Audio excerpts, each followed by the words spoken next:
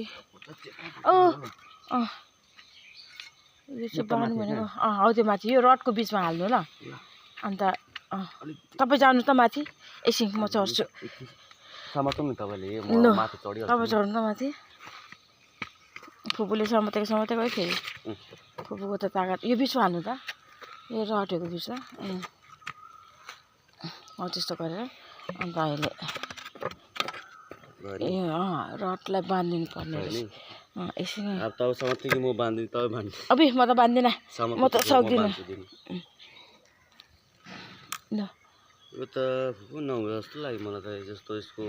weight छ नि माथि पुरा वेट रहेछ नि त उसो भए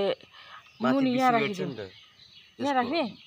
बाने भने अलिक यसको यो चाहिँ अलिक लामो भएकोलाई चाहिँ यसको वेट थाम्थ्यो नि त माथि वेट बेसी रहेछ यसो राख्नु सके त राम्रो हुन्थ्यो नि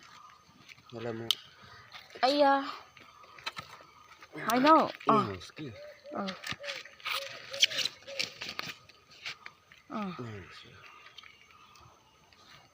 यतिसम्म त तपाईँले अब टेक्निक त मैले लगाउनु पर्ला जस्तो छ होइन हौ यो खुट्टीमा बाँध्नु अन्त उयो ढुङ्गामा बाँधिदिनु अलिकति डोरी भएको बेला उहाँ गएको काँचबाट यता बाँधिदिन्थ्यो नि अन्त चाहिँ सपोर्ट उहाँबाट चाहिँ बाँध्यो भने चाहिँ सपोर्ट राम्रो पाउँछ नि त अझै यो तन्किने त बेसी त्यो हुन्छ डोरी त छैन त्यही त है यहाँ त बाँध्यो भने सपोर्ट पाउँछ नि यस्तो उचालेर भक्क लाउनु सक्छ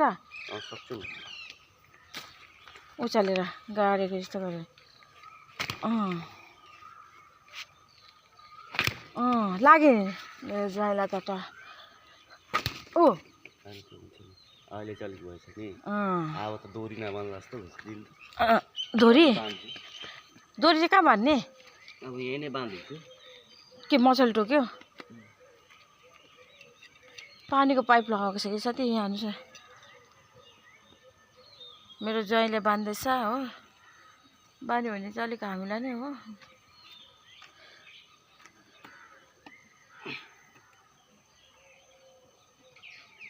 मजाले टोक्यो नि चाहिँ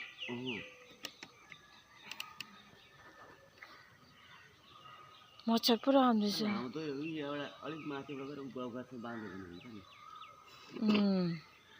होइन नि यो पाइप चाहिँ मुनिबाट नै लगेको भए चाहिँ यहाँ खनेर हुन्थ्यो नि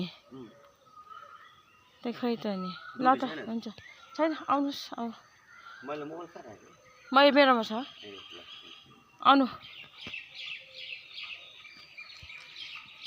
ल अब भेना पनि निक्ल्यो होला हौ हस् त साथी राखेँ ल बाई